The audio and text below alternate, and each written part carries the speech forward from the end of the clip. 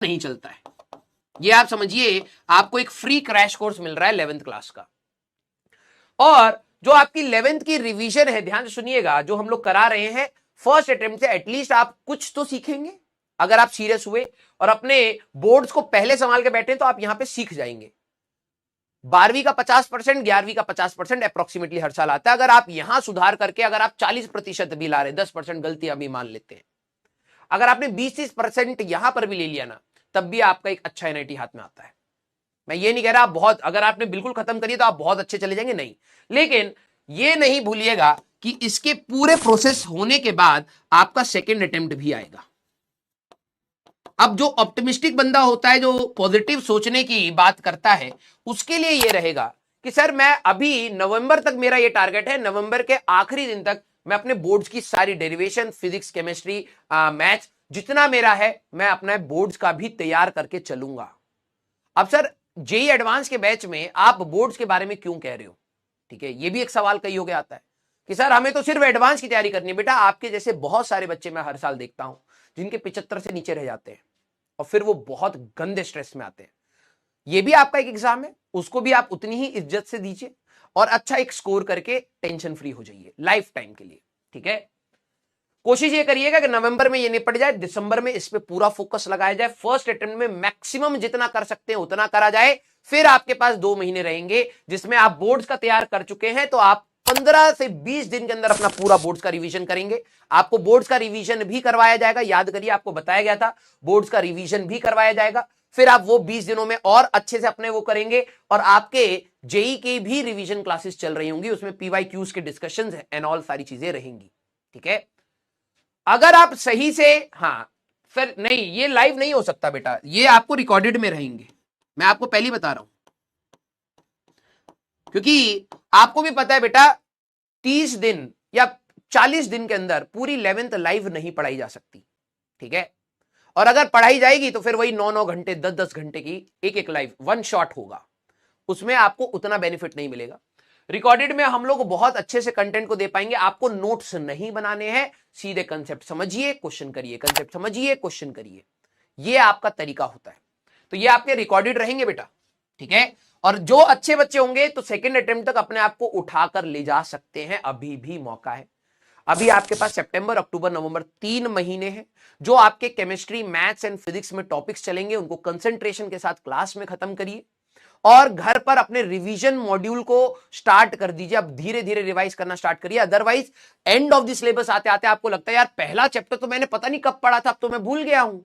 वो confidence miss नहीं होना चाहिए। ठीक है, क्लियर? क्लियर? जिनकी अगर 11th में थोड़ी बहुत भी मेहनत है ना, मैं लिटरली बता रहा हूं, थोड़ी बहुत भी, उनको ऐसा लगेगा यार 11th तो कितनी अच्छी इंप्रूव हो गई। थोड़ी बहुत आपको लग रहा है आपको बहुत ज्यादा चाहिए कॉन्फिडेंट फील होने के लिए, नहीं भाई। अगर आपकी 11th, क्योंकि 11th मेजॉरिटी बच्चों की खराब होती है, जिनकी थोड़ी बहुत भी अच्छी है ना, वो भी लीग से बहुत आगे हो जाता है। ठीक है, और वो अगर थोड़ी सी दिसंबर महीना अगर जिसने अच्छे से यूटिलाइज कर लिया, वो बहुत ही आगे निकलता है। ठीक है, और सेकेंड अटेम्प्ट है आपके पास, उधर तक फिर से हम लोग पीवाईक्यूज करेंगे। यहां आपको अपना मैक्सिमम आउटपुट निकालना है। यहां पर आपके सॉरी नहीं आने चाहिए कि सर 2-2.5 घंटे बर्बाद हो गए। 2-2.5 घंटा समझ रहे हो? 2-2.5 घंटा समझ रहे हो कितनी बड़ी बात होती है? ठीक है, यस, हाँ, तो प्लीज बेटा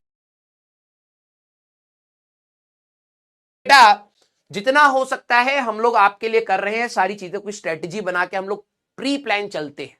प्री प्लान, पूरा बैच आपका एडवांस तक के लिए प्री प्लान्ड होता है। एआईआर, अब देखिए आपको एआईआर के भी लेक्चर्स मिल रहे हैं। कमी तो आपको हमारे एंड से नहीं मिलेगी, लिटरली बता रहा हूं, हमारे एंड से कोई कमी नहीं मिलेगी, आप नहीं निकाल पाएंगे।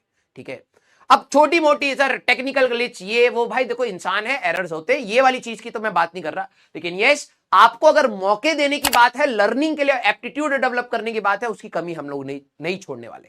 ठीक है, बस बात यह है कि जिस दिन आप ये रियलाइज करेंगे, अगर वो डिले हो गया और लर्निंग आपको करने का मन हुआ लेकिन अब डिले हो गया, तो आपको समय मार देगा। आपको जितना जल्दी रियलाइज हो जाए उतना ही अच्छा है।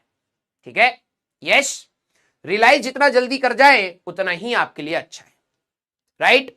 हाँ, 11th का लोड अभी मत लीजिए, अभी पूरी एनर्जी 12वीं में लगाइए भाई, पूरी एनर्जी 12वीं में, एक बार भी 11वीं का थॉट मत डालिए।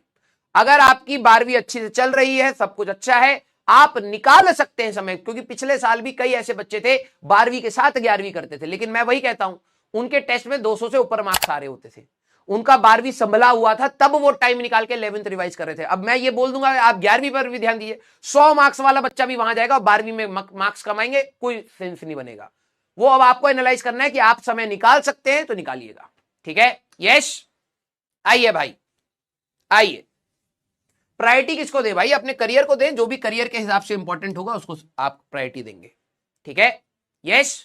हाँ, 10 मिनट बर्बाद हो गए कई बच्चों के, ओके, कोई दिक्कत नहीं है बेटा, मैं हर क्लास में 10 मिनट ऐसे ही बर्बाद करूंगा आपके। ठीक है, कोई दिक्कत वाली बात नहीं है, क्योंकि सिर्फ पढ़ाने से अगर होती तो मैं तुम्हें बुक दे देता और कहता था पढ़ ले, लेकिन बात यह है फील करके एक दूसरे के साथ दूसरों की प्रॉब्लम समझ के ही आगे बढ़ा जाता है। ठीक है, बोलने से पहले एक बार सोचिया करिए। यस, आइए, अब जरा यहां पर समझना बेटा, हम लोग लास्ट क्लास में बात कर रहे थे